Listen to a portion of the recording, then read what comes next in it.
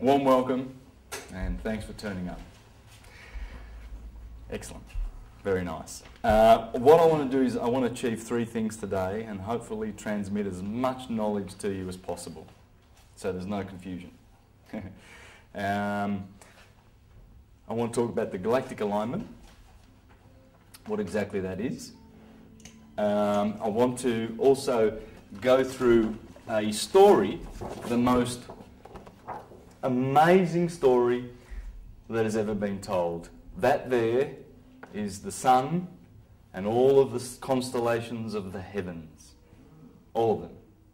That's the ecliptic. You see this sine wave?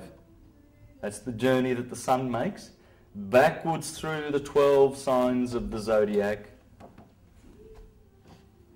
And as it goes backwards, comes to the age of Pisces where we are. Pisces is over here, Aries, Taurus. But the sun, that's the ecliptic. In other words, that's the passage of the sun, and this is the galactic equator. Okay? So this story that the sun journeys and takes every day, he does all of that. So our roof in the heavens every day goes around once, that away. Every year it goes once, that away.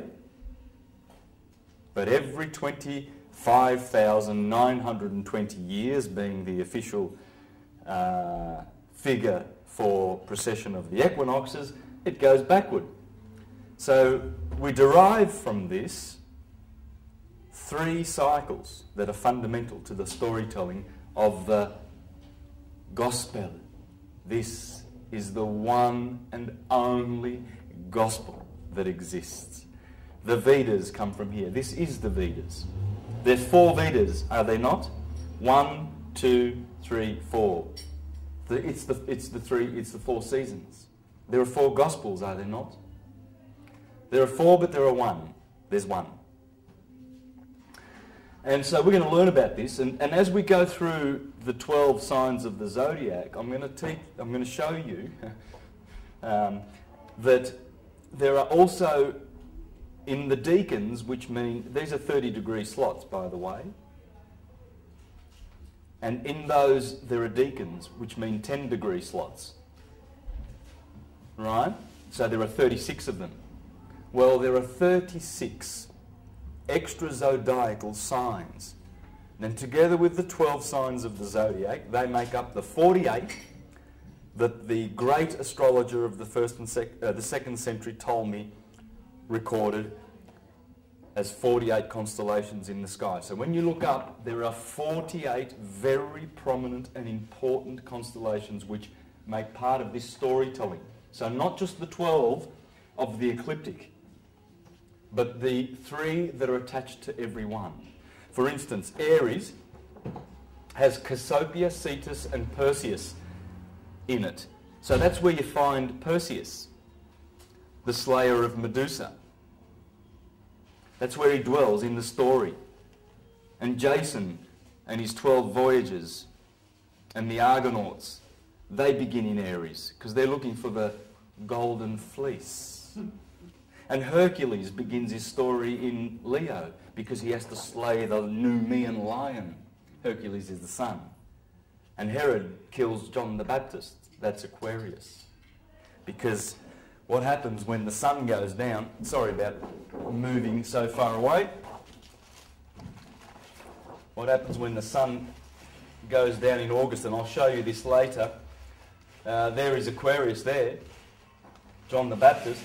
And when Leo comes up, rises, John the Baptist gets beheaded. Alright? So we're going to learn that every single story in the Gospels, in the Vedas, in the Trojan Wars, all of them come from this. There's your book. And we're going to learn about this book. I'm going to show you some parts of the Gospel here. And what I want to focus is around the constellation of Taurus, because there's Orion there. And Orion is doing something very important. He is guarding the tree of knowledge of life. And then I'm going to go to Scorpio, and there's a big story to tell there. Because Scorpio sits directly under the scales of Libra. And he waits every year Scorpio. He's waiting every year under the scales of Libra, and when the sun goes through, where do we put this? There's the ram. Whoops, over there. When the sun goes through the equator, the Libra, there is Scorpio waiting in the winter. And there's a big story to tell here. This has to do with the tree of knowledge of good and evil. This has to do with the tree of knowledge of life in the Garden of Eden. And that's why I'm going to go to Taurus. All right? So it's going to be really fun. It's going to be fun to expose the Bible for what it really is. Not to shred it to bits and do what Voltaire did and some of those philosophers that made it appear to be useless to mankind. It's not useless. It's got some good stuff in it. But it's not to be taken literal. It's just storytelling. And because when one knows all the stars of the ecliptic, and one knows that when they see Aries, they know it's spring, and Taurus is telling you to get your bull out and plough. And when they see and read the stars, like the Bible says in Job 38, the Lord says unto Job, he says, can you tell forth the Mazzaroth? Do you know how to tell the seasons? And can you read the signs of the zodiac? The Mazzaroth is the zodiac. And that's what Job was implored to do. Because one who does that will be very, very wise. And he'll be able to tell and make prophecies based on this, because it's cyclical.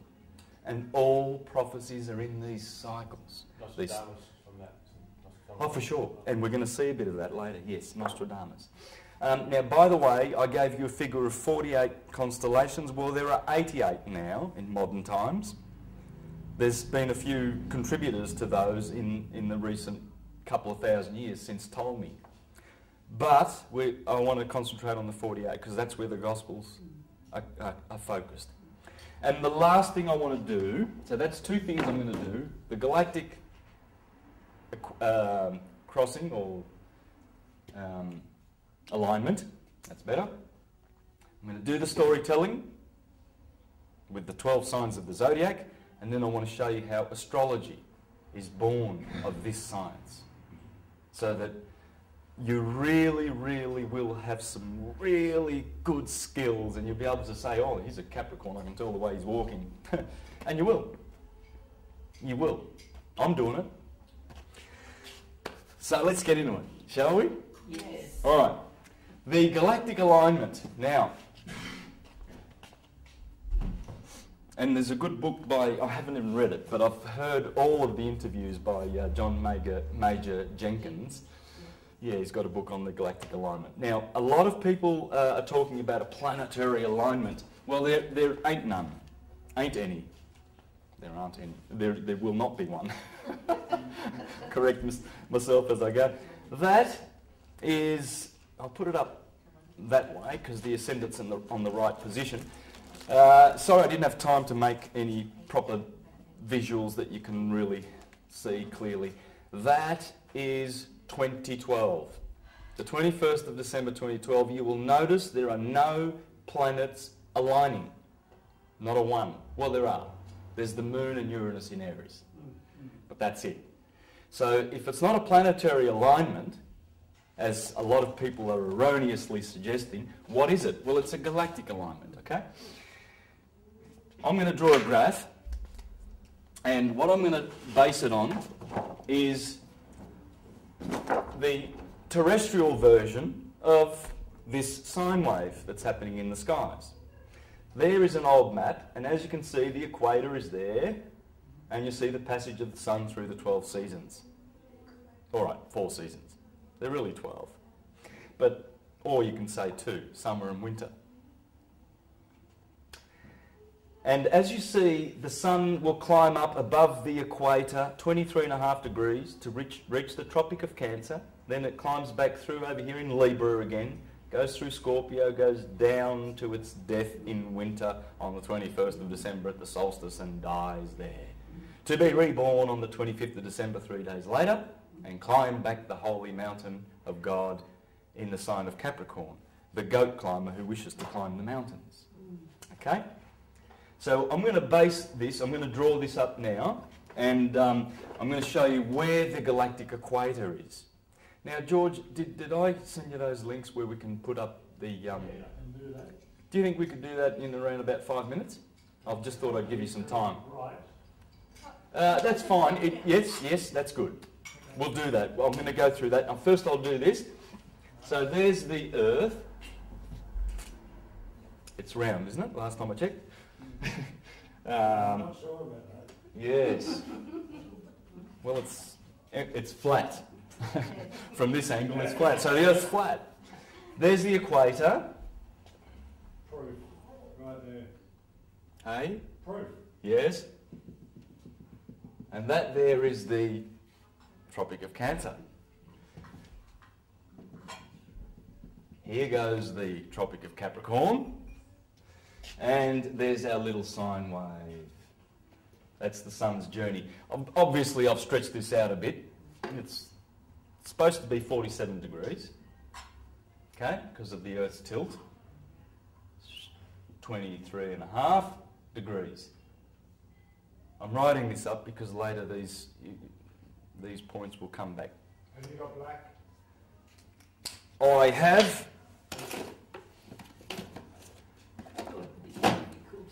Am I going slow enough? I don't want to go too slow and I don't want to go too fast because I don't want to lose anybody. So there's the Tropic of Cancer. And on June the 21st, which is coming up now, by the way, look for a couple of things in this month. We're having 3 lunar eclipses, one on the 15th of June, next week. Very, very important. On that very day, Saturn commences to go, Saturn's been in retrograde. I've been watching it. It's physically in Virgo. They say it's in Libra because there's a 30-degree displacement of the zodiac, which I shall explain. But it's physically in Virgo, and I've watched it. And it's been going backwards, retrograding, and now it's going to start going forward. And that will happen right on cue with the eclipse. This is very profound. After the June the 25th, June the 15th this year, just a couple of weeks away, big changes. Because when Saturn decides he's going to start going forward, there's a lot of stuff that happens on the Earth. So retrograde simply means... It means he's going backwards, or he appears to go... Instead of... Obviously the sun... If the sun did this, and then went like that, during the day, we'd go, hey, the sun going retrograde, the planets are doing it. Why? I'll just explain. Let me just divert a little bit to explain how simple it is to understand retrograde, because... Backwards, I mean. Yeah, retrograde means going backwards. So the sun, the moon, everything goes one way. It goes east-west. But we've noticed that the 5 planets from time to time do this. Right? And Ptolemy explained that as circles. He said, what they're doing, the planets, is they're going like this. And that's the retrograde, that little bit that we notice from here. The Earth does that too, doesn't it? No. No. Just those 5 visible planets. I thought that was because of the wobble of the Earth, it does that. That's precession. The wobble causes... Well, it doesn't cause precession, but it's in there. I'll explain that one too, okay? Now, what is going on with retrograde is this. It's quite simple. If that is the sun, all of our planets are in elliptic orbits. So let's say there's Mars. Mars is very elliptic, and Venus is not so. Venus is a little bit more softer, right? Now, and we're sort of, let's say we're going around here too, around the sun. Well we are. And we'd be in between both of those, wouldn't we? So let's say ours is a little bit more round. Let's make it a bit round, okay? Now, so we're cruising around this way. We're going around here. And as we go around here, as Mars goes through this part of the trajectory, he will appear to be going so fast. But when Mars gets over to here, right, And it'll almost, as we go around here, it'll almost seem like he's stopping as he's going that way, because we're here and it looks like he's stopping. Right? It's like the runners around the track, right, at the Olympics. They, the track's like that, but you see, there's the tracks. This guy starts over here, this guy starts over here, this guy over here, and this guy over here. None of them have been ripped off. None of them have been handicapped. It's just that they've got to go around the curve, right? So that's what retrograde is. It's quite simple, but you can study that. Just go on Google and put in retrograde. But the thing is, when Saturn goes backwards, he withholds all his positive things. He hasn't got many positive things, but the positive things that Saturn gives us are really, really, really positive. But he gives us a lot of negative, because the astrologers say he's probably 50% of all the sicknesses and ills on the earth. And together with Mars, 90%. They are the malefics. The benefics being Jupiter and Venus, of course. Now, so when this is the solstice, this is the longest day of the year in the northern hemisphere. Over here we have the winter solstice, December the 21st. Here we have September the 21st. Here we have March the 21st. Now if you know about the equinoxes and solstices, you will already have picked up that I've made a mistake with September the 21st. It's the 23rd. But I'm keeping it simple, because usually the handover day from one sign to the next is the 21st, the eve of the 21st, the 22nd. Okay? But it doesn't matter. That's good enough. Okay? Now, so what we need to do then, so this is obviously the Tropic of Cancer. So this must be, this delta 30-degree slice of the cake is Cancer. Here we have Leo. Here we have the Virgin. Let's go down this way. I'll go down this way first. Libra. Scorpio, Sag, Capricorn, Aquarius and Pisces. So I want to just fill that up here. Libra, Scorpio, Sag. This is very uneven, but I'll do this later and we'll make it much better, because I've got a lot of information to put in here.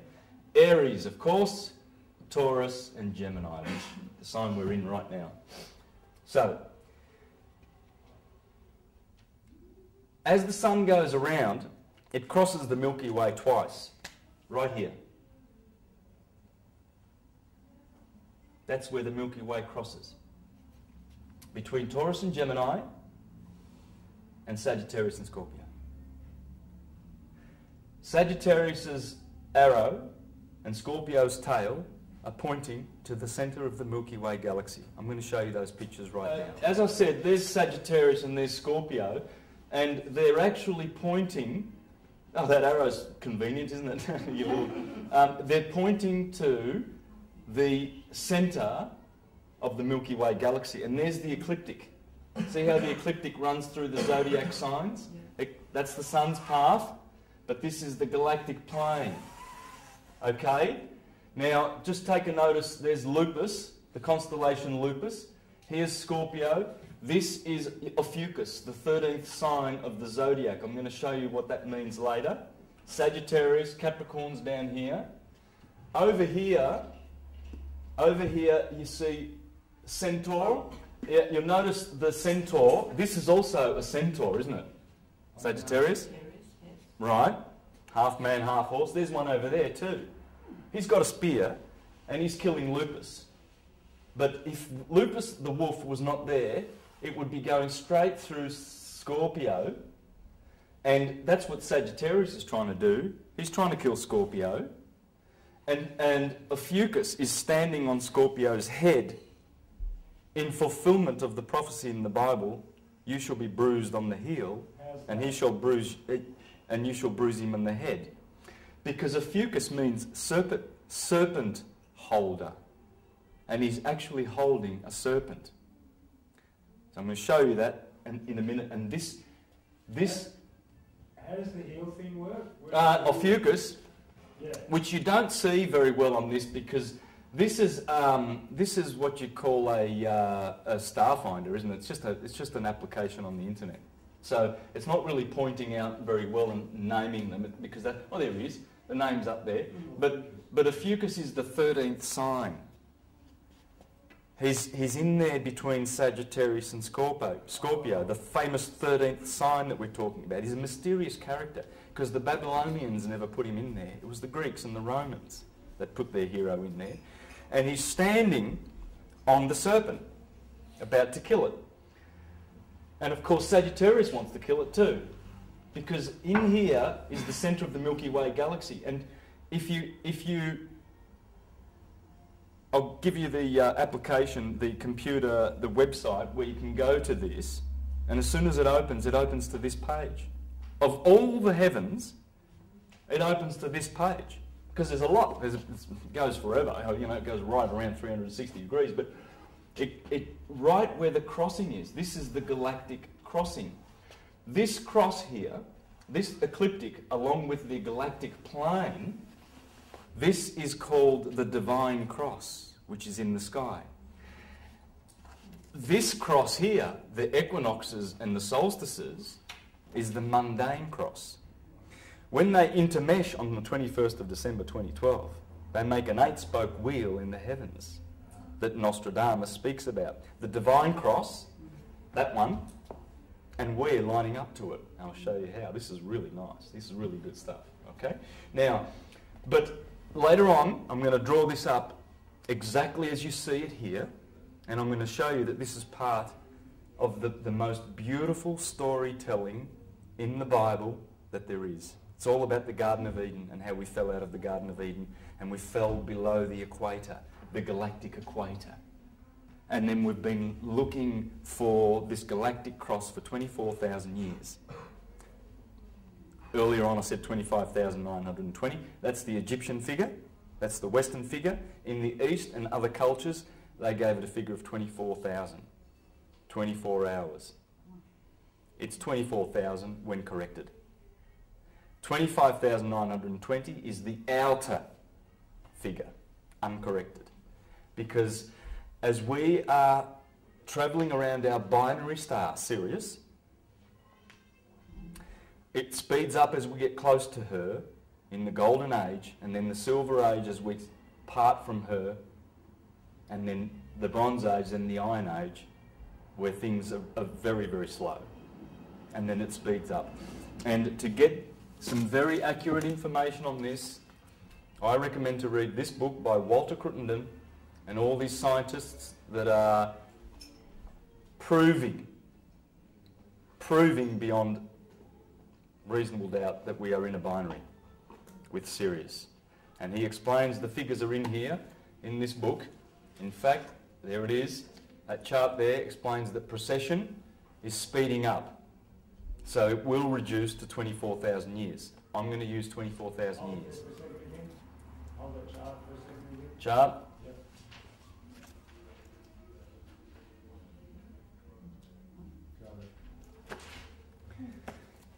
Okay, and Sri Yukteswar, there you go, we call this book The Holy Science. That's what I'm teaching. I'm teaching the Holy Science. And just to back what I was saying there, ancient Greeks teach this, like all that. Oh, the Greeks talked about precession. In fact, we nickname precession of the equinoxes the Platonic year because of Plato.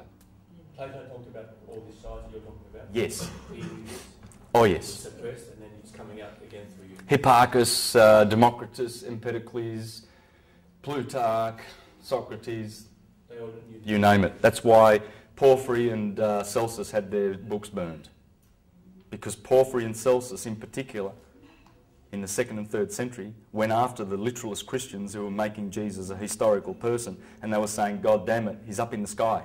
Are you done with this? Yes. Yes? All right. Can we fix the, come a couple of 2 minutes and fix the light? Yes. Excellent.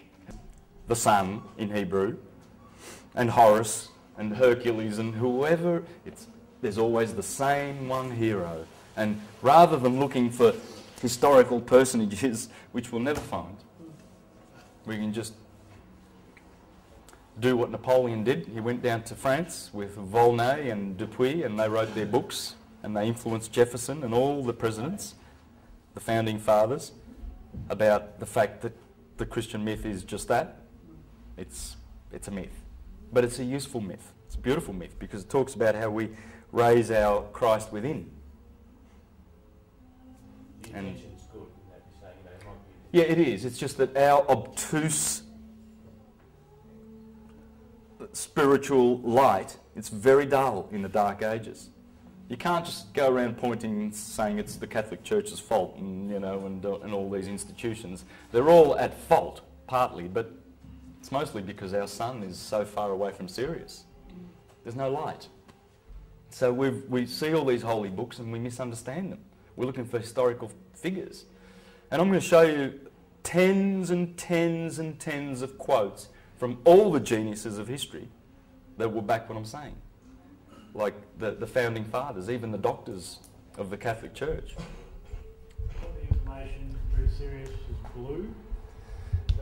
That's right, Sirius is now blue, right? Well, I've got documents here from all the astrologers. I've got Aratus in the 3rd century BCE. I've got Ptolemy, Marcus Manilius. Marcus Manilius said it was blue back in his day, in Caesar Augustus's day.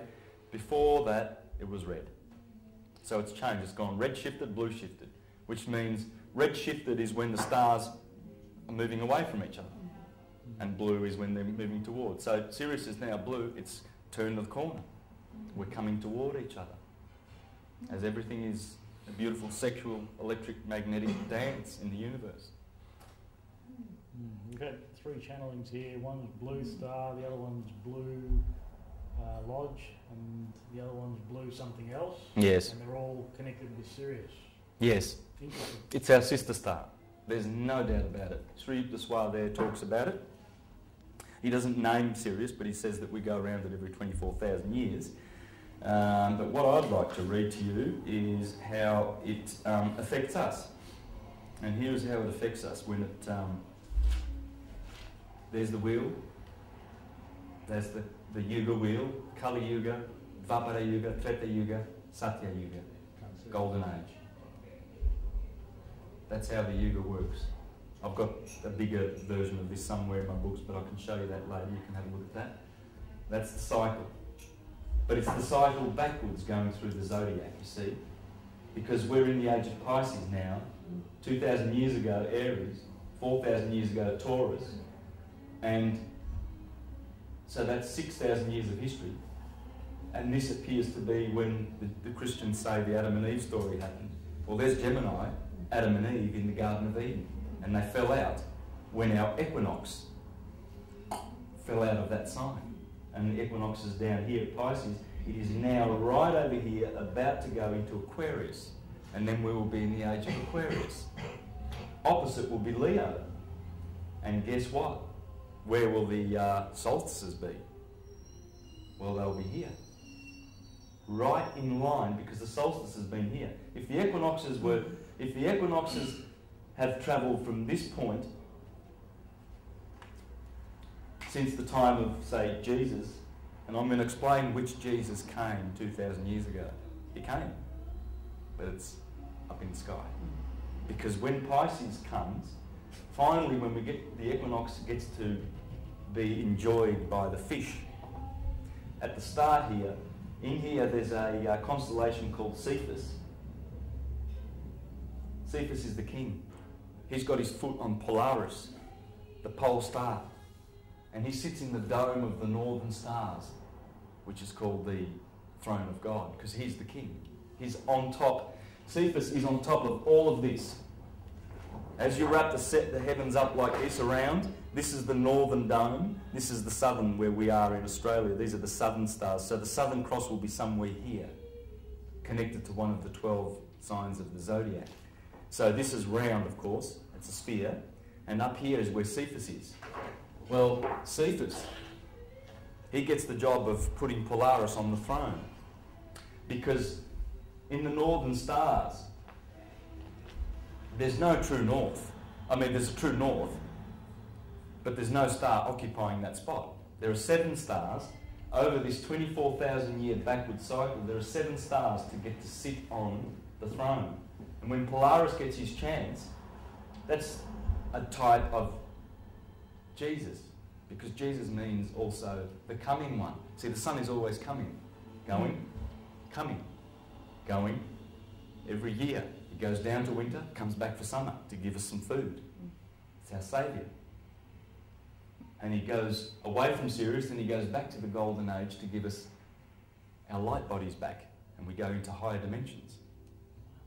And then when he goes away from Sirius, his beautiful mother, because it comes from Sirius, Jesus is the sun. That's why you see Isis with Jesus in Egypt. It's telling you the sun, the mother Isis, our sun is the son of that. It was born of Sirius.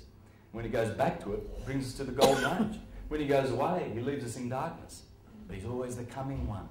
And when he gets his chance, Cephas gets his chance to put Polaris on the throne, then the other stars, for instance, Draco's up there, the dragon. He's the great dragon who fights with the woman. And who's the woman? It's Ursa Major, the Big Dipper. She's trying to put the Little Dipper with Polaris on it. She's trying to put him on the throne. She wants her son to be on the throne. And he does. He gets a chance for 2,000 years plus 1,000. That is the rule of Polaris. That is how long Polaris sits on the throne of God. And all the domes around the world. You go to the Vatican and the Sistine Chapel. What's that dome there for? That's the throne of God. It's all the God holding down his arm down to Adam. They're in the constellations. That's the 48 constellations. That's the story. That's the gospel. They're telling you, look up, don't look down. But in their teaching, they tell you that it's down. Oh, Jesus was a historical person and we have to believe in him and we'll be saved. How does that work? Even a child will question that, and then the priest will tell him, oh, you sit in the corner and don't you doubt. It doesn't make sense. What makes sense is the truth. The truth makes sense. It always does. And omnia vincit veritas. Long live the truth. And that's why you're here. Because you don't have just a fleeting interest in the subject of truth. You have a big interest in the subject of truth. I know. So Jesus in the stars is who? Is it the sun? Or it's the sun. The sun is Jesus. It's all the suns. Yeah. Because suns... Like Sirius. Let's divert for a little bit, because we're gonna try and pin... Before we have our lunch break, I want to get the galactic alignment right out of the way. This is a little bit of a diversion, but it's a good one, because you've just asked a good question. Fire. Are all the suns... Oh, you beauty. Too good. And we'll have another one of those too. Thank you. Cameraman's very helpful. Oh, thank you. First time you said that. Yes. Multi-purpose. I'll always tell you what you want to hear when you're around. That's a female, okay? Now, people get offended when you talk about a divided universe. It is. It's a divided universe. It's a duality universe. People get offended. They go, no, it's not. It's a one universe. Well, it is. Uni means one. But in order to manifest material things, the one God of light, the cause, the ether, must, with his 4 elements, he must have magnetic, or what's called negative electricity. This is electric. This positive electricity. This is negative electricity. That's good and evil. That's all it is. Okay? And so you see that 2 elements are male and 2 are feminine. Let's not be offended, okay? It's Do I need to put that back on? I prefer I can do it. tattoo. Big boy. Thanks. So, what was your question again? Can you just refresh me? Who's Jesus? Oh, Jesus, in the yeah. stars? So all of the fires in the sky are Jesus's. They are that's what's called the Son of God. What do you mean by fires in the sky? How do you mean that? The electric fires, the stars. All the stars you see, all of them, they're just the phenomena of electricity. Okay, I want to perhaps just read something very interesting that Walter Russell says in his book.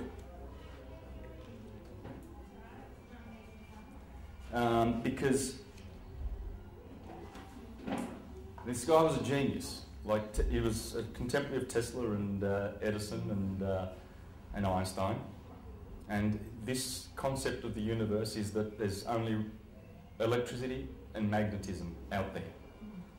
And the magnetism is the effect of what those suns are doing. The ether, the fires, the electricity comes from the ether, from the cause. This is the effect. Okay. Cause, effect.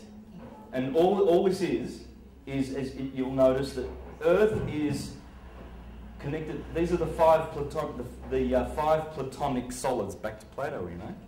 Interesting. These are the platonic elements, or Pythagorean. But if you meditate on these and you realise that the tetrahedron, the four-sided polyhedra, relates to fire. The octahedron relates to air. The icosahedron, icosa means 20 sides. Ikosi in Greek is 20. And hex, of course, that's six sides, that's a cube. These are the only shapes that will fit inside a sphere and touch at the tips, at the corners, perfectly. There's only 5 shapes known to man that will do that, and these are the shapes. There are other solids like the Archimedean solids. They're much more complex and everything like that. They have nothing to do with this. These are the building blocks of the universe. Every atom will be either light, gas, liquid, or solid. Your body is water. It's bones, gas, and radiance, light, photons, heat. That's what you're made up of.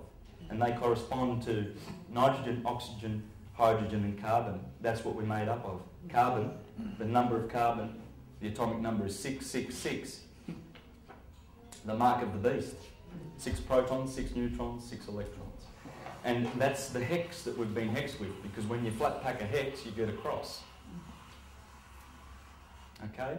And that's why Jesus is always on the cross in agony, because it's talking about the Son of God, our souls, here, crucified on fire, air, earth and water. We've been crucified. This is a crucifixion. This is not living. It's experiencing the 5 senses. It's having a nightmare rather than a dream. It's a dream, but there's parts of it that are nightmarish, don't you think? Yeah. Especially if you turn on Channel 9 and listen to the news. You know, we've killed Osama bin Laden for the 10th time now. And can you believe it, please? Oh.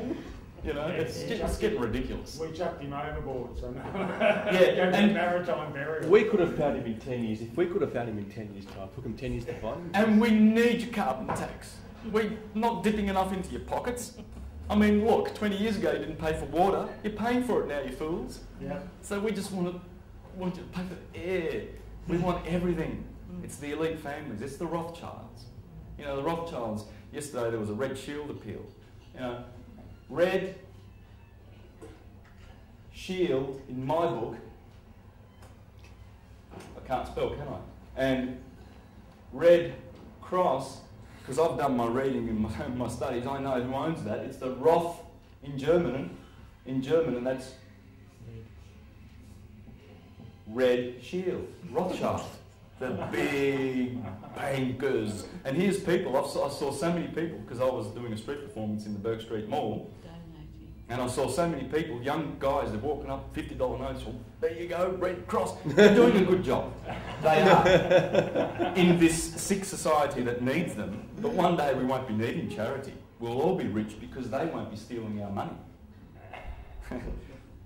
They being the Rothschilds. Of course. And the star families that imperialist monotheist families of Europe, basically, who created all these fictional religions so that they could divide us and confuse us and manipulate us, basically, starting with the Julian family and the Flavians in Rome.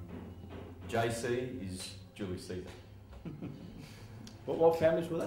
The Julian Empire, Nero, Tiberius, all of those clowns, and then the Flavians, Titus, Vespasian, and behind both of those families is the Piso family, and Roman Piso has kindly come out and told us that they did it to us. This is the most elite of the families. This is above the Rothschilds. This is the secretest family that all royalties and all taxes go to. They've had the emperors on Rome for 2,000 years on the throne of Rome, since the Flavians. It's who's the name behind the Flavians. And he tells in this book, it's a beautiful book, and he's not the only one. There's other people who have written about this conspiracy to deceive mankind.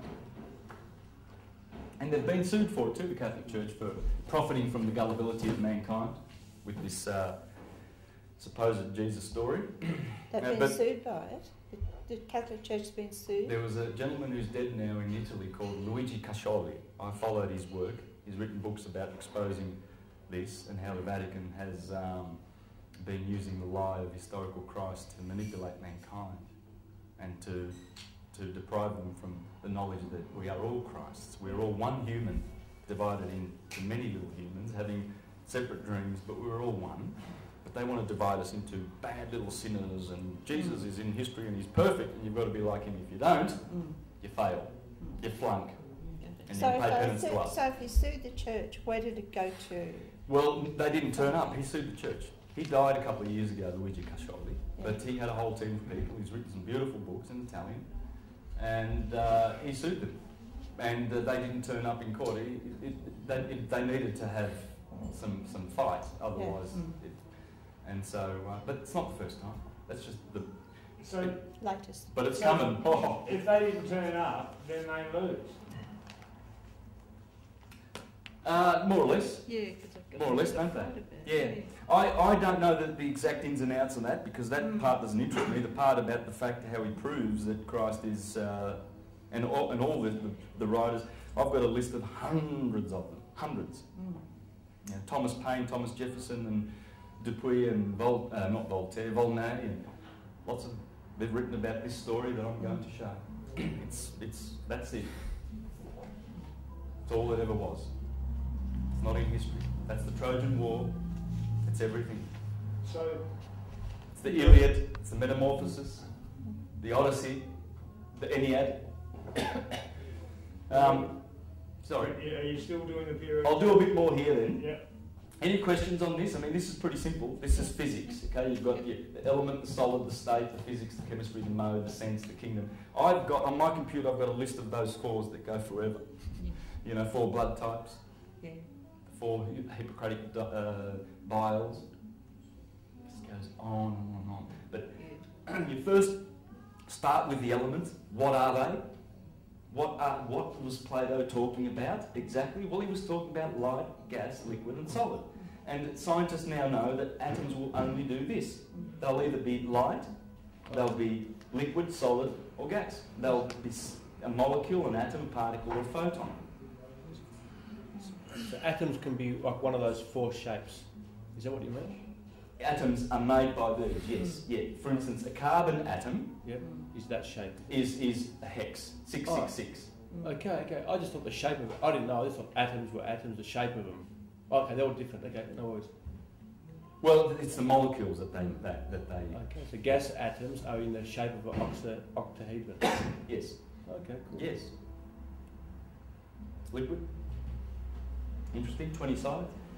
But the more you focus on this and meditate on this, believe you me, the whole world unfolds before your eyes.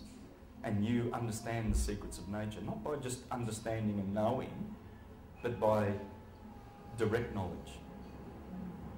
Everything comes directly after you meditate on these beautiful things. These are the 4 rivers of the Garden of Eden, the Pishon and the Euphrates. and the Havilah, or whatever it was, I forget now, but anyway, there's 4 rivers that the Lord used to create the world. Oh, I didn't read. I've got to go back to read this. This is just beautiful. Just a very short sentence. Electricity is the only force which God makes use to create the universe. That's it. I can read on. And the only 2 tools God makes use of for creating, he's not talking about a monotheistic God, by the way, no. God, oh, I'm angry with you. He's not talking about that God, right? It's the universe. It's birth. Basically, there's 2 gods. There's the Ein Sof, the Anama, as the Hindus call it, no name. Ein Sof means no name. And that's it.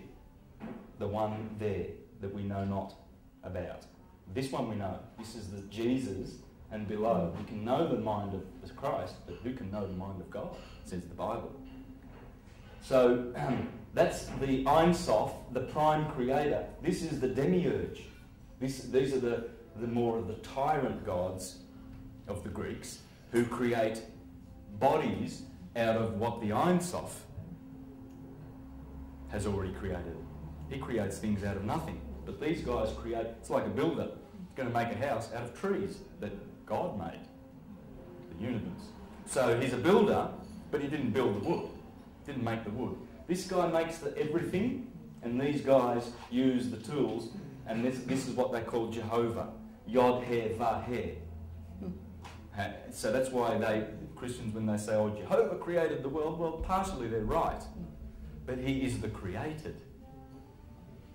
And part of Jehovah is all the characters in our solar system. That's who Jehovah is. These are the heroes. They're our heroes. Because when they looked up, the ancients, they noticed the patterns, those 48 patterns, and they noticed them. They noticed them going around every day. Interesting. That means we're in a cycle. Every year, we're in another cycle. And every 24,000 years, so we're in 3 cycles here. And what they noticed, that those stars were a backdrop, because the sun and the moon that go around, they're called the wanderers, and the 5 visible planets, they're also wandering. So they noticed that there's 5 stars, Saturn and Jupiter and Venus and Mars, and Mercury they called them, and they're always moving against the backdrop. But the backdrop is always there, telling the same story. And these are the characters. The sun is Helios. Mercury, Thoth, Moses, Hermes, Nebo, Aphrodite, Venus. The moon that sits on the earth, Diana, goddess of war. Mars, Ares. Jupiter, Thor, Zeus, the god of the gods. And Saturn, Kronos. We'll go back to that later. Excuse me, can I just ask, yes. How does Vedic astrology mesh with Western? Perfectly well. Has to. Same sky, same earth. That's true. Same. You'll see. You'll see how as we get through. And a good question, because a lot of people feel that it's different. Even in the West, there are different. There are different systems. For instance, Firmicus Maternus, the 4th century astrologer, and this book must be read if you want to understand astrology. This is brilliant. Firmicus Maternus disagrees with Ptolemy 200 years prior to him, and Marcus Manilius 200 years prior to him, in their systems, you see, because as we have the equinox, so in Vedic astrology, for instance, one thing is they're saying that we've been in the sign of Virgo for the last 2,000 years. Well, we say in the West that it's that equinox there, which has been in Pisces. We've called it the age of Pisces. They're saying it's the age of Virgo in the East. I don't know whether the Hindus, the Vedas do, but I know that a lot of Easterns do. Doesn't matter. We're in the age of Virgo. But the thing with this galactic alignment is that once we line up with this in the sky, and the solstice is going to be between Leo and Virgo, well, guess who Leo and Virgo is? That's the Sphinx in Egypt. And it's been a marker. It's a point. It's a marker. And it's saying to the world, who's quite obtuse, and they're thinking, oh, wow, that must have been Kephren. Kephren's, the image of Kephren. Well, it doesn't matter. It's telling us that when the equinox hits that point, that is the galactic alignment. And just wait to see how beautiful this galactic alignment is. It's going to make a lot more sense. I haven't explained anything yet. Right? Just a quick question on the shapes. How are those shapes formed? I mean, the hex one is obvious from the carbon, but what about the other ones? How are they formed? Well, the tetrahedron. Well, the tetrahedron is a photon, right? So the photons, the light, smash into other particles of light, right? And they curve, and that is the force of the sun's light, that electricity, which is smashing into other photons from other stars and what have you. It produces physical things. So you're a light body. All your atoms that you're carrying are empty and they're just light. But it's the densest part of your light body, really. The rest of it is so glorious in the heavens. Your immortal, beautiful soul that dwells in unconditioned consciousness is just so at peace and so loving and so happy to reunite with you when you die. The death is just beautiful. It's just a beautiful thing to look forward to. You know, this is just a dream. And what happens is they use the particles to combine and make atoms that love each other, like hydrogen and oxygen, want to make water, right? Or other structures, other things that we have, carbon combining with nitrogen, oxygen, to make solid things. That's the molecule. All right? Does that? I'm not sure. I mean, the question? Some sort of sacred geometry that the elements will be attracted to that shape or something. Yes. Yeah. Well, so what you'll have is elements that produce that to create a cohesive condition in the manifesting process. So is that a vibration? Yes. Yeah. Absolutely. Yeah. Yeah. It's a vibration. So it's just yes. like with music, sound, everything. Yeah. Like you hit the body with the frequency of calcium, and your bones will get stronger and stuff like that. So I assume same thing. Well, matter is all standing waves. Yeah. Yeah. As it goes down from the fires, from the Jesuses, down through air, it gets grosser. It's like a distillery. It gets more solid. Yeah, it gets. And so where we are at the moment is we're carbon bodies, are we not? Yes. Right. So we've been hexed. When you flat pack a hex, I'm trying to save all these things for later because I'm trying to do the galactic alignment, but can't resist. We're talking about it now. There's the hex. Yeah, you were doing galactic alignment. Oh, wow. I will do this before we have the break, don't worry. Well, I'm going to do a tape change in about 30 seconds, so no I'll worries. finish this. Yeah, so there's the hex. And guess what? Japanese, Chinese kanji for earth.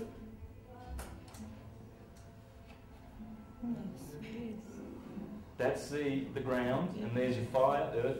By the way, this is male and this is feminine, is it not? We learnt that. So you've got earth over here, water over here, because they're both on the bottom. They're feminine, they're magnetic. And does that look like east and west to you? And then you must have male here, so we'll put the fire there and the air down here. Well, air, as I've got on there, is also spirit, S, and fire, Nur, that's north. That's fire, Nur. So there's your north, south, east, west. And I'm going to show you how that comes from this galactic alignment. Awesome. Okay. See, in the Golden Age, we knew a lot more about who the ether is. Because we were capable. And that's what Sri Yukteswar was saying. What was Pseudo's surname? Sandor? Pseudo-Dionysius. Dionysius. Okay, we on? Yep. Okay. So this is what he says about this beautiful 24,000 year cycle that we live in. When the autumnal equinox was at the first point of Aries, the sun began to move away from the point of its orbit nearest to the grand centre, toward the point farthest from it. That's when the equinox was in Aries. That's when the golden age happens. Aries is the start. Aries is the golden one. You'll see how important Aries is. It's the start of everything. We Arians, we're just so good, aren't we? I've got to find it, Just yeah. keep telling Callous, I won't be able to live with it. Hey? Easy, I won't be able to live with it. Go easy with the areas, so I won't be able to live with it. I think your head will go a bit more prominent. Unbearable we are. That's Unbearable. exactly what my husband said to me. Nobody could live with you except him, and then the bastard died and left me. And the reason is, he's still with you. The reason is because Aries rules the head. Yeah. The sun is in the head. Everywhere else, if you're a Virgo, the sun's in your belly. You've got fire in the belly. Whatever you are, Pisces, the sun's in your feet. That's the head, that's the feet. And these are all the parts of the body. So that's why Arians are sometimes unmarried, because their heads are so prominent to them, you know, and what they're thinking is so important to them. I am, they say. And that's the motto of Arians. What about Sagittarian? Sagittarians, they're the happiest. They've got Jupiter, Jove, they're jovial. And I'm going to show you pictures of them and show you how they are. All right, so we're rolling now, aren't we still going? All right, now, so we're going to go back to this, but first, I wonder whether I've explained that bit. Now we're doing the galactic alignment. Yes, galactic alignment. So, what happens is, as our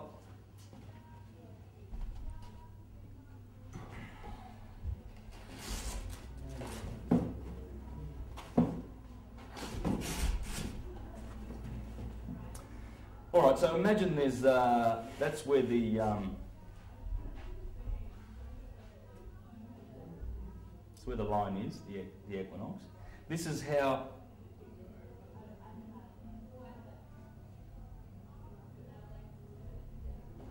how the zodiac stands. It does not move from this position. It starts at Aries, cardinal fire. Cardinal is birth, growth, decay. Start, middle, finish. So, cardinal fire, remember the fire is at the top, right next to the ether? It's got to be the start. Corresponds to 6 o'clock in the morning, 12, it's a 24-hour clock, right? That's where the sun rises. Sun sets over here in Libra. Midnight. 6, 12, 6, 12. Spring, summer, autumn, winter. But notice something, those cardinal points, they are only cardinal points. They are the start of the seasons. The midsummer is here. The midwinter is here, and that's the mid in Taurus. Notice the fixed signs. The middle of the seasons are in the fixed. Midsummer is here. If you're in the northern hemisphere. In the northern hemisphere, yes. By the way, just please relocate yourself to the northern hemisphere. All right, it's all opposite here in the south, but you've got to stay with the story, because the story was told there before it ever was. The Aboriginals have got their version, and it works down here too. It all works. It all works. But what I'm doing is I'm just doing it in relation to that, because as we will see, these are the signs of the summer and the life. This is good, this is evil.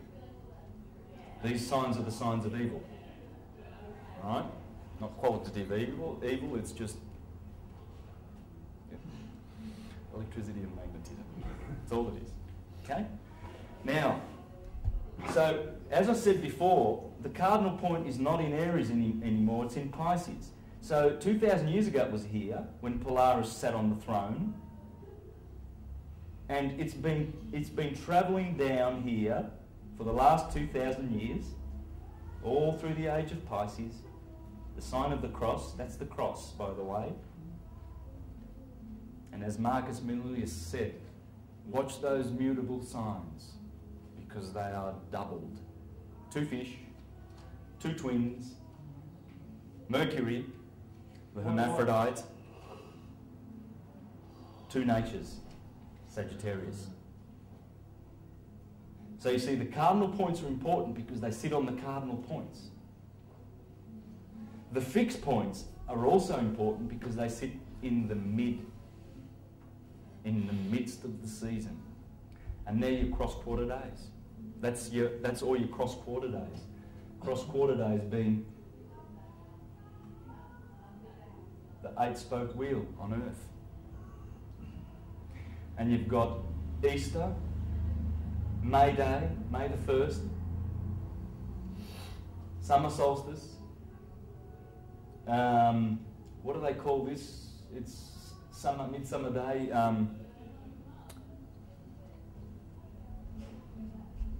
Lamas, loaf mass, which comes from loaf mass, because they cook breads, those loaves, like the hot cross buns at Easter. Why do we have hot cross buns at Easter? Because the sun's just crossed over. It's crossed over the equator. And these are all the crossings, the crucifixions of the sun. So, and those midpoints, if we are to go over like this, now before I get there, remember we're entering the age of Aquarius now. We're about here, at the threshold. What it means is the equinox is going to be here, and the summer solstice is going to be right here. Now, what's so special about that? Well, that's the galactic equator. Remember? It runs through Gemini and Taurus, Sagittarius and Scorpio. What are the crucifixions of the sun, Santos? The equinoxes and the solstices. The cross. That cross there, remember? The equinoxes and the solstices are the crucifixions. From here, from those points, from the equinox, March 21st, to mid-spring is exactly 45 days. But in the Bible, it's known as the 40 days. And the Israelites were in the wilderness for 40 days and 40 nights, and Jesus fasted for 40 days and 40 nights, and Moses did whatever, 40 days and 40 nights. They quarantined Miriam for 40 days and 40 nights. 40 and 40 there, 40. What is it? It's here. It's up. Look up. Because when the sun hits the equinox, it needs 3 days of death, or 4, and then they start counting, and then it starts counting, and it's always 40 days. 40 days from here to there, 40 from here to there, 40 from here to there, 40 from here to there, 40, 40, 40, 40. Or, we know it's 45. 45 and 45 make 90 degrees. But what happens is when the sun reaches those points, when it reaches the solstice, it has a 5-day rest, virtually, like a 3 or 4 or 5-day rest. So you don't count those days. So even though when the sun hits those cardinal points, it still requires 40 days before the season's true effect. And what happens when you line up the midsummer, the mid-season? Right, here was the cardinal cross. We lined it up perfectly, didn't we, to the equator and the Tropic of Cancer and the Tropic of Capricorn. There's Cancer. So that's the same as what you've got on the board now. That's how it always is. But if you just do this, let's bring it around 45 degrees, so that we can have the mid-season points now, and you'll find the cross that I drew hiding. So that's all the fixed. Yes. Have a look. Leo, fixed fire. Aquarius, fixed air, remember? Yep. That's male. fire, air. It's the fixed signs. It's the cherubim of the Bible, and God appeared unto St. John as an eagle, a man, a bear, a lion and a bull. It's up in the sky. All this? Hey? Are we going to be tested on all this? Okay, I can't give up. Really? Okay. Oh well, it's fine. Yes. I mean, it's a lot to absorb. It is a lot. It is, isn't it? So, What do you do, you know? so are you doing still doing the, What? sorry. Now let's go back to this, because I want to spend a lot of time on this, because it is a lot to absorb and it needs to be worked properly. So you see the fire and the air, and then you've got earth over here and water over here, whereas I've put east. If the cross is going to be lined up to the cardinal directions and the elements, it's got to be done right. So why are they flipped over? Because Taurus is in the east, and that is in the west. Don't be confused. That is not the east over there.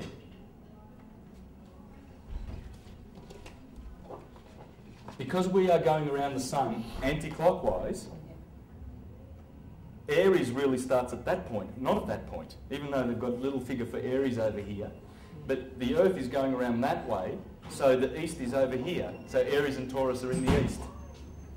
There's your cross. There it is there, and it all makes sense. It has to. It's the fixed signs. The fixed signs go perfectly with east, west, flipped over of course, fire and air. That's it. Now, we're going to have a look at that, how it looks in the sky. This galactic alignment.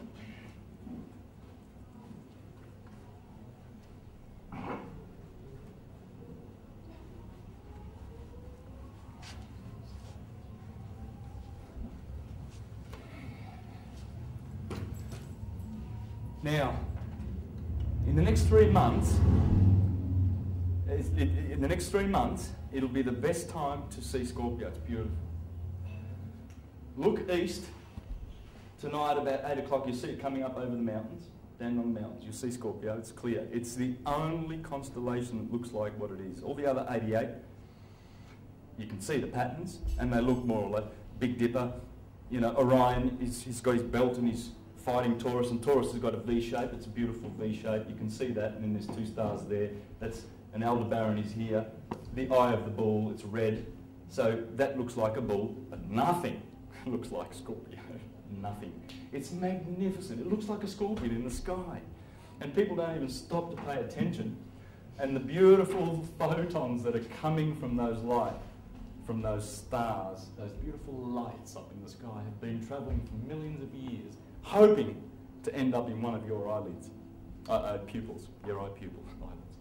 Hoping to land on that pupil to enlighten you. And you know, how many people look up these days? So is that how we all get the stuff fired? pretty busy. That's how we get fired, by looking at it. Yes. That's important, all this knowledge, application-wise.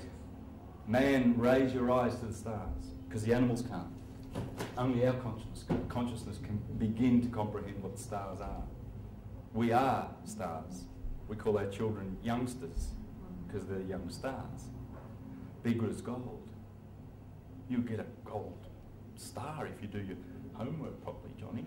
It's all about gold. It's all about sun and the star. Look up. Become a Jesus. Become a Christ.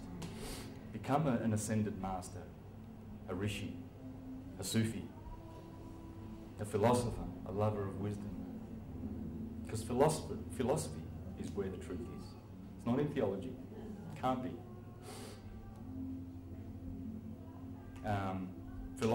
Under philosophy comes ethics, physics and logic. How we know the world, what is the world made of, and the world being what it is, how do we live in it to secure happiness. That's all there is to know. And then under that comes the 7 liberal arts. The 7 liberal arts, grammar, logic and rhetoric. Grammar, logic and rhetoric. Where, what, when, who, how, and why. And then you have arithmetic, geometry, music, astronomy, or cosmology. Arithmetic, numbers, 1, 2, 3, numbers. Geometry, numbers in space. Music, numbers in time. Keep the time, man. Yeah. And that is numbers in time and space. Astronomy. And this is what I'm teaching you. This comes under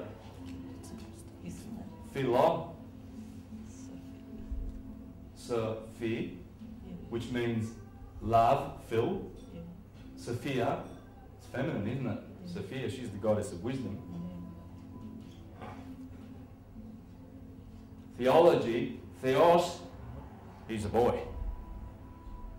We're going to teach you about patriarchy and authority and young brother, we're going to make you a ministerial servant in the congregation. You can reach out and you're showing a lot of potential, young brother, and then you'll be an elder one day, and then you'll be, you know, and that's what they do. They see the young smart ones, you know, in the schools, and the Catholics recruit them. So before that Pope came and changed the whole education system to memorisation, this is how we used to learn through philosophy. This is the mother of all wisdom. That's wisdom. Sophia, you know, the Muslim church have Sufis, don't they? It's Sufism, it's not Muslim. Muhammad was a Sufi. Sophia. Sophia.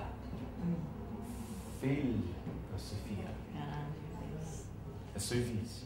It's wisdom. Wisdom. It's the right brain, the sixth sense. The boys are stuck in 5 senses, the male side.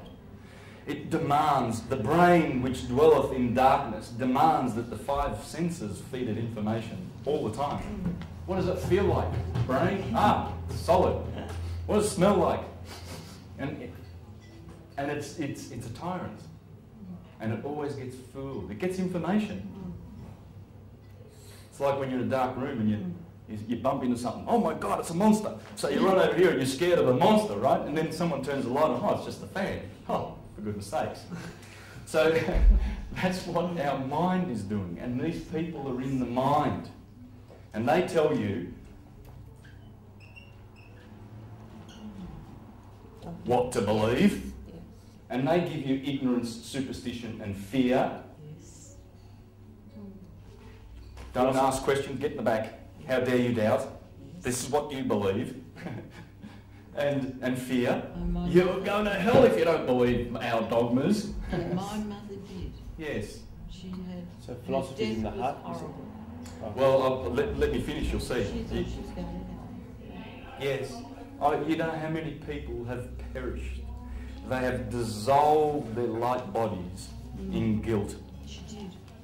My mother, my God, she's getting better because she's getting into this. Look, my mum. And I've pulled her out of the Jehovah's Witness organisation, the whole family. Well, my mother went back from, she read a few of my books and then she gave up. And then even with the morphine pumping through her, 9 days.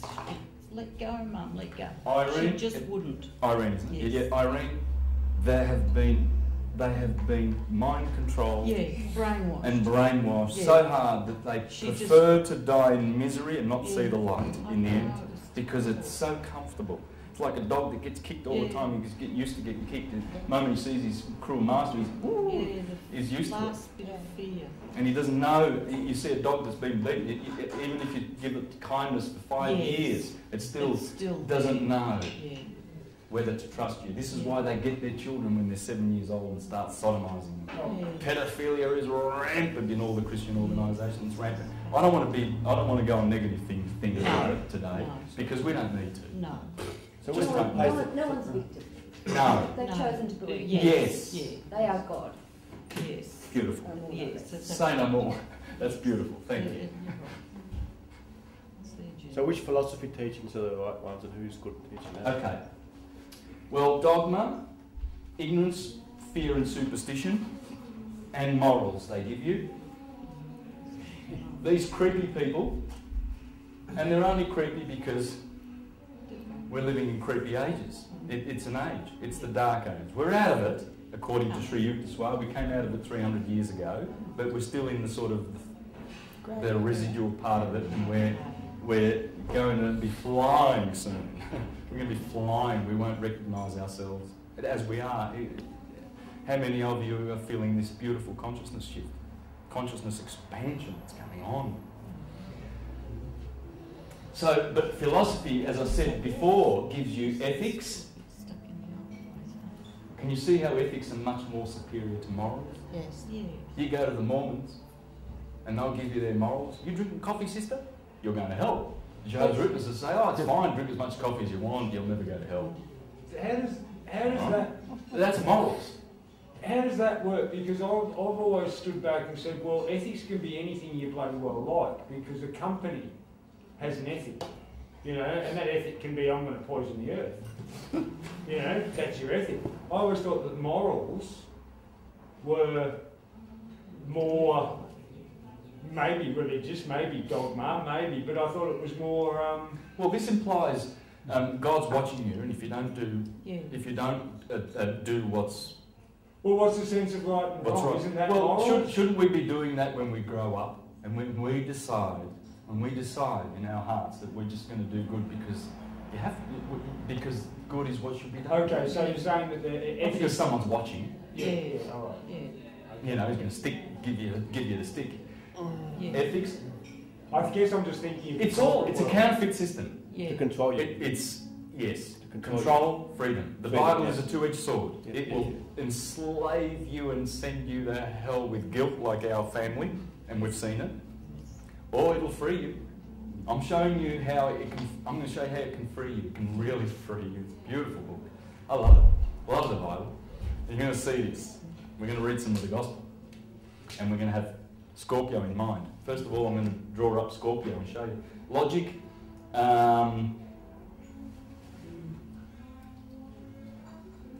Physics. Okay?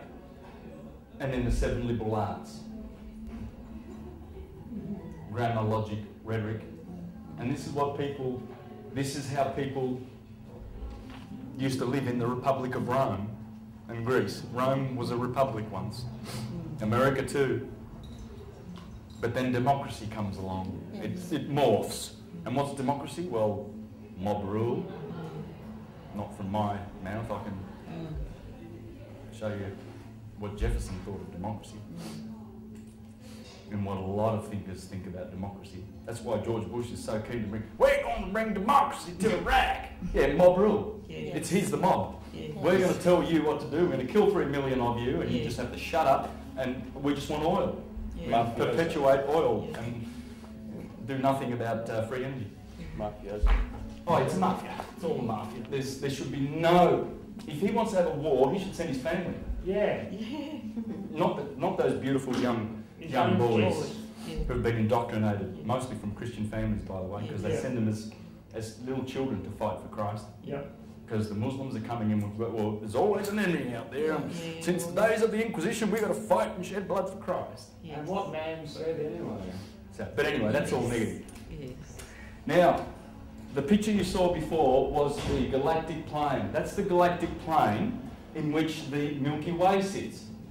All right, but I'm doing this because these are stars, because we don't see how thin the Milky Way really is. It's thin. It's like this, exactly like that. That's the Milky Way. We see it like we don't see it like that. It's a spiral galaxy, and we're somewhere 2/3 the way out of the centre. But that's what we see when we look up. We see that. And that's it. And you saw that before on the screen, okay? But we see it very white and milky. It's milky. Yes. Right? And the ecliptic you saw went through that way, right? Remember that? Yep. It's about 60 degrees off the ecliptic from the equator. And that's the cross in the sky. We're going to line up to that, because what's going to happen is our solstice on 21st of December is going to actually go like this. The Earth's axis is going to be pointing there. Right there, where Scorpio, let's draw Scorpio now. This is what you will see at night.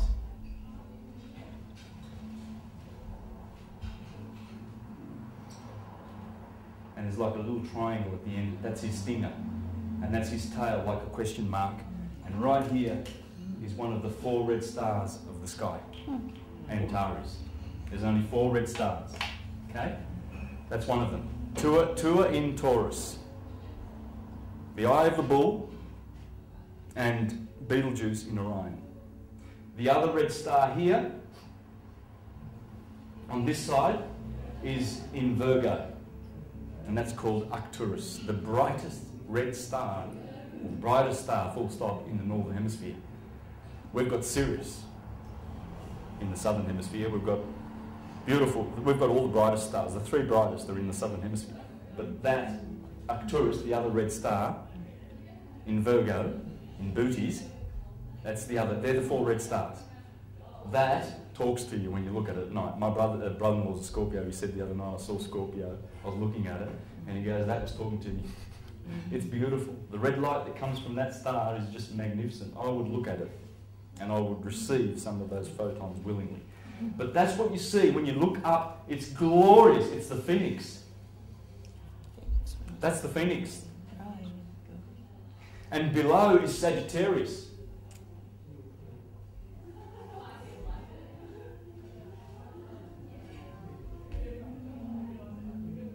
Let me do a nice little horsey. My wife's Sagittarius and I call her a little horsey. She's so happy. And here, I think red would be better for the bullseye, don't you reckon? Yep. That there, guys, is what they have been pointing to all the time. When you isolate these stars in the sky, where's east over here? Okay, you're going to see Scorpio. This part will be facing north. So there's north. So there's the mountains. It comes up over the mountains, and these 3 stars you will see, and they're reaching out to the 2 stars of Libra. And above that is Virgo, just over here. There's Libra. Okay? The 2 scales. It's reaching out. Marcus Manilius says that the scorpion has appropriated the stars of Libra. It's long. It's about 60 degrees. It's the longest and one of the biggest constellations. It's the shining light of the zodiac. And these are bright too. When you isolate the Milky Way and you see Scorpio and Sagittarius, you'll notice that they're bright stars. Whereas Libra and Virgo, they're bright, but there's not much star stuff happening in there. Here's a lot of stars. And then Capricorn down here, I love Capricorn. It's beautiful because it stands away from the Milky Way galaxy. It sits under it. And there aren't many bright stars in Capricorn or Aquarius or Pisces. It's a bit of a wilderness.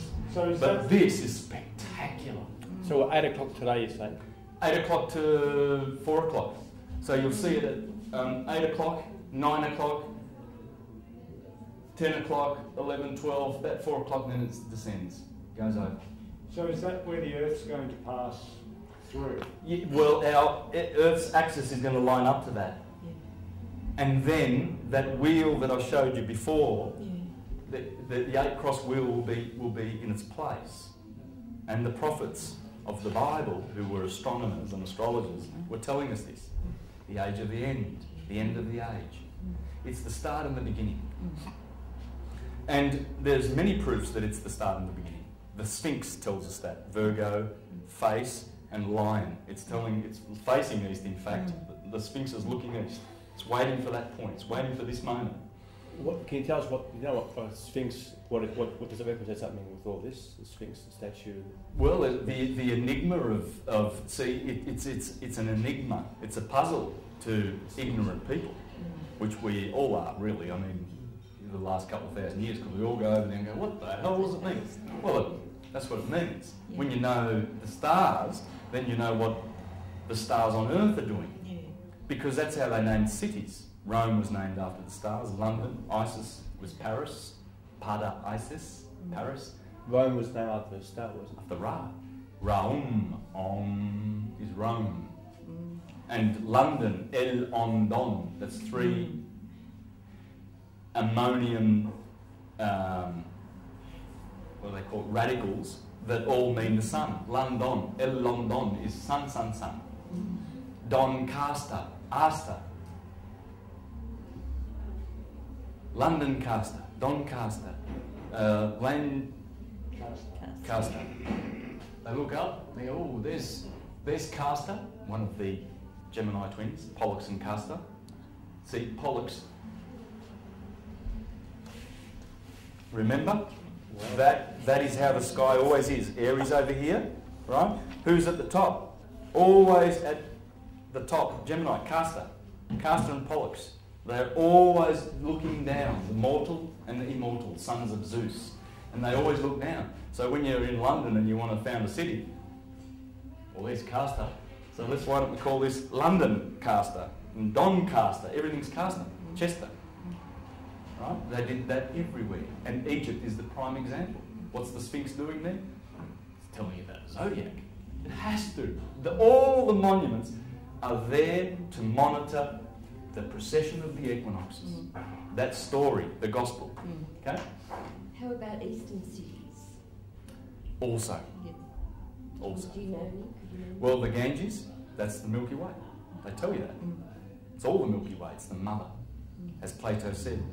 Our souls come from the Milky Way, and then they descend down the same Jacob's ladder that I was talking about before. There's the heavens, and there's the stars of the zodiac, the fixed stars, and these are the wanderers. And it always starts with Saturn at the top. Saturn means Kronos, and Saturn means Satan. We are living in the kingdom of Satan because we're living in the kingdom of Kronos. Time. Time destroys all its children. Saturn eats all of his children. Jupiter escaped. Mars. The sun is placed in the middle. The sun is the middle chakra, the heart chakra. There's 3 above, 3 below.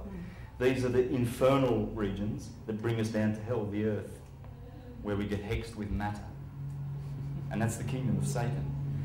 Plato said we come from the Milky Way, the Ganges in the sky, the Nile in the sky, the Jordan to be baptised down here in earth with a body. And the body comes from a womb and then goes to a tomb. Tomb is a womb. That's what he said, not me. I'm talking philosophy. Everything I say, I can give you. That's why I've got all the books, right? Because I want you to be comfortable, and I'm not just making things up. And this is really the holy science that I'm teaching, the one and only. Right? And I want you to know that, and be really blessed with that information, because it's a true blessing. Now, remember I said there's a fucus. A fucus is standing on the head of the serpent, and he's carrying a serpent, and the head of it is pointing to Libra. That was in the crop circle. Yeah. A fucus means serpent bearer. And he's standing on the scorpion, being bruised in the heel, and it happens around the Sagittarius Capricorn time, doesn't it? That's when the winter happens, and the sun gets bruised in the heel, just like Hercules. Right? And Jesus gets it in the heel, right? Over here we have the 2 pointers.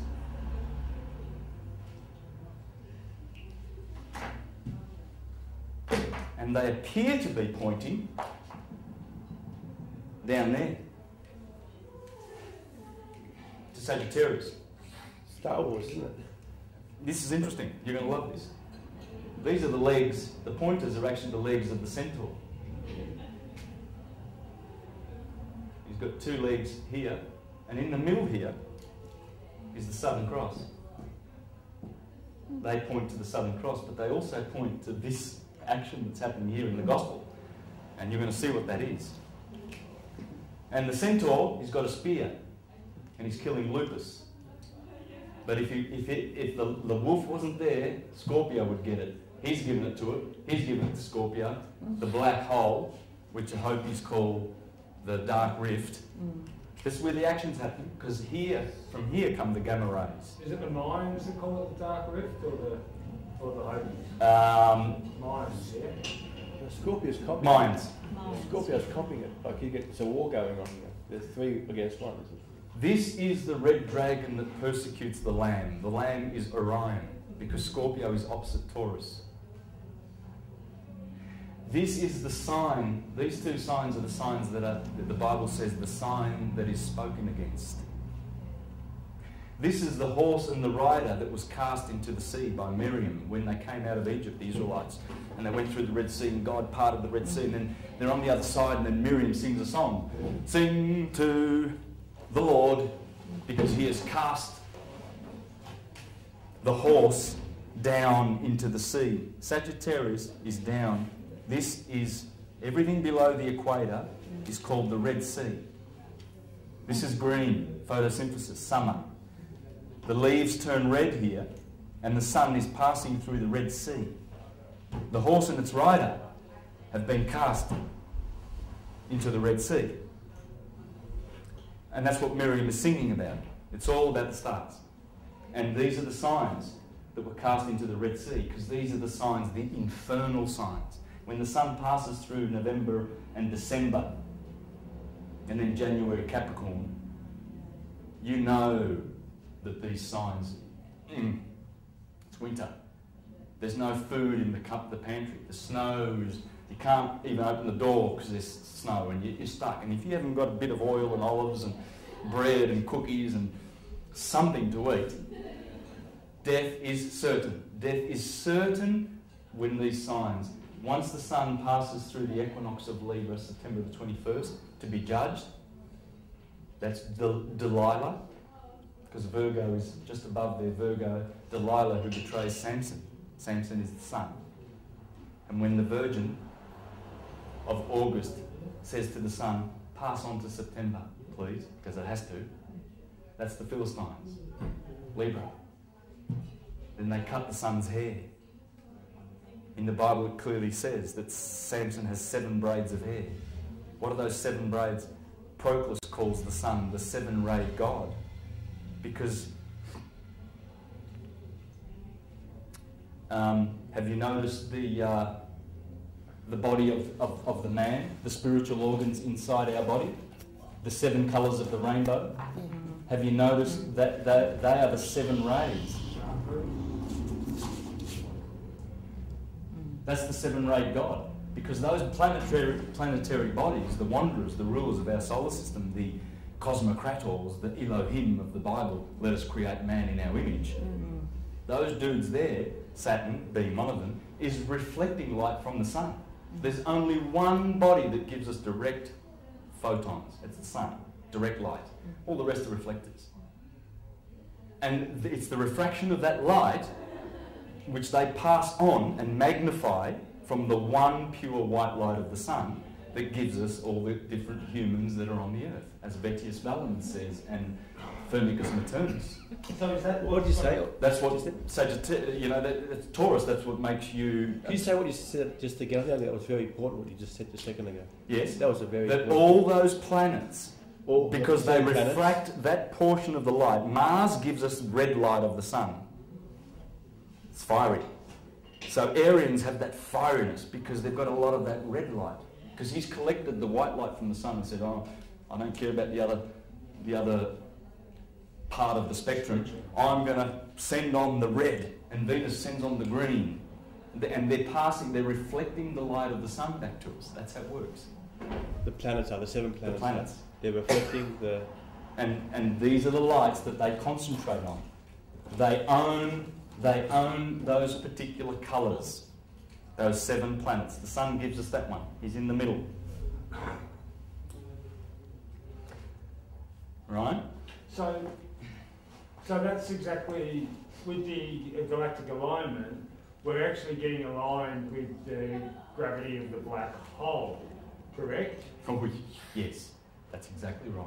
So and once the North Pole, because the North Pole is pointing to this, because they'll have their winter on December the 21st next year, 2012, in the Northern Hemisphere. So obviously the Northern Pole must be pointing there. It's winter. It's pointing away from the sun. It's pointing to here. So they've got winter, right? Now, that is when maximum, that's a stargate. That's maximum gamma rays get downloaded to us. If you're not ready, if you're not getting ready, and I'm going to show you some of the things that the philosophers said that you need to be ready. Your food, eating of animals and flesh is a no-no. Sorry, but I'm going to read that to you from Pythagoras and Plutarch and all of the greats. That's one thing you can do. What date? What was that? On what? 21st of December 2012, when it lines up. Okay. That's the magic date. That's the solstice. Okay. Down here, the solstice. Because remember, that solstice point, the cross on earth, the mundane cross, and the cross in the heaven, the divine cross. Okay, there's a lot of speculation about the date 2012. This astrological cycle, you know, time moves a little bit, it's 365 and a quarter days, etc., in a year. So 2012, this date we've all come up with, 12th of December, whatever, December 2012, this astrological zodiac lineup chart and this that all lines up with that date. Yes, yes. The cross, the ecliptic that runs through here, remember I put that there? Mm-hmm. The ecliptic, that's the sun. The sun's going through Libra, it goes through Virgo. It goes that way because our solar system is 60 degrees that way inclined toward the galactic plane. Yes. It doesn't rotate on the same plane. That's all it is. So it causes a cross in the sky. And by the way, that day there every year is November the 22nd, the day they killed JFK. November the 22nd is the only day, and May the 22nd, opposite in Taurus, the only days that the sun actually goes through the equator. So that happens every And that's why it's so important, because that is the day. It has to be aligned to that. Yeah. So how often do we go through the galactic plane? Every 24,000 years at this junction. Okay. Every 12,000 years also. So this is the sine wave. Could you draw us as it the sine wave would be here. It would go like this. Oh, so okay. That would continue and go like that. So it's a very large sine wave. And it crosses over here in Gemini and Taurus. Yeah. So the Milky Way, but we don't see Gemini and Taurus now. We're going to wait 6 months. Gemini and Taurus are over there now. But for now, for the next 3 months, check out Scorpio, it's beautiful. And you see this, the phoenix coming up out of all this. And here, it looks like the Milky Way actually looks like a serpent. Just check out that website, or any website. Go to and get a Google image of the centre of the Milky Way galaxy, and you will see this. You will see wow. That's the serpent eating its tail. That's the Ouroboros. When the ladies with their rings and the serpent eating the tail, and the Jews with their Ouroboros and Leviathan, and all of those stories about the serpent eating its tail. It's a rainbow serpent. That is it. It's a rainbow serpent. Pretty powerful stuff. It's the serpent in the sky. So the Milky Way is the feathered serpent. So is that the black space in the Milky Way? Because it's black. Actually, it's very luminous. Around it. Around it, we see, but it's actually it's a dark. Yeah, black. okay, because the black space in Indigenous, that's old man Emu, right? The Indigenous fellows will say, look up into the sky, and you'll see old man Emu, and he's got his neck spread out, and you know that's. But so if we're on a slightly different angle, I can see how that could be interpreted into this. Go out and have a look. Just be careful with Scorpio though when you see it coming over. It's not facing on the board. It's those three stars are actually pointing north in the northern direction toward the northern skies. So just I can't turn the board around, right? So to show you that, but remember that. Now this guy, the centaur and the centaur, they're all aiming. And the pointers are all aiming to this. Now, do you remember in the book of Genesis where the serpent tempted the woman? Yes. And then they ate from the knowledge of the tree of good and evil. Yes. Well, people, that scary story. They ate the fruit of the tree of good and evil. Yes. The equinoxes are called trees, pillars, brothers, twins, Jacob and Esau. This is the tree of life, because when the sun crosses over from the winter, from the Red Sea, and the children of Israel come up out of the Red Sea, they eat the Paschal lamb. That's when Nisan 14, when the full moon, and they have their Passover celebration, and the Christians on the first Sunday thereafter, they celebrate Easter because the sun is in the east. Yes. Remember, this is the east, because the lamb is coming up. And when they see the lamb and they look around and there's blossom, it's springtime, it's the start of the year. That's the start. And the blossom is the wool of the lamb. And the Christians celebrate the marriage of the lamb.